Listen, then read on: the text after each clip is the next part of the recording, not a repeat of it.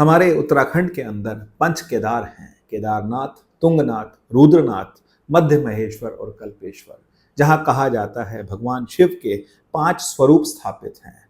हुआ ये कि जिस समय महाभारत का युद्ध हुआ और पांडवों को पता लगा कि उन्होंने अपने कुल वालों की और ब्राह्मणों की हत्या का उनके ऊपर पाप लगा है, तो ऐसे में वो काशी में गए। जब वो काशी में गए तो भगवान शिव उनसे मिलना नहीं चाहते थे, क्योंकि वो उनसे बहुत क्रुद्ध थे। तो फिर ऐसे में भगवान शिव जाकर के गुप्त काशी उत्तराखंड में आकर के रुक गए, और वहां पर जब भगवान शिव छुप गए तो पांडव उनको ढूंढते हुए वहां तक पहुंचे।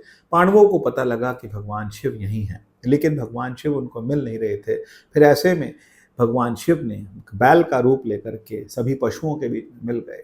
अब जब पशुओं के बीच में भगवान मिले तो भीम ने उनको पहचानने का प्रयास किया और वो पहचान पाए।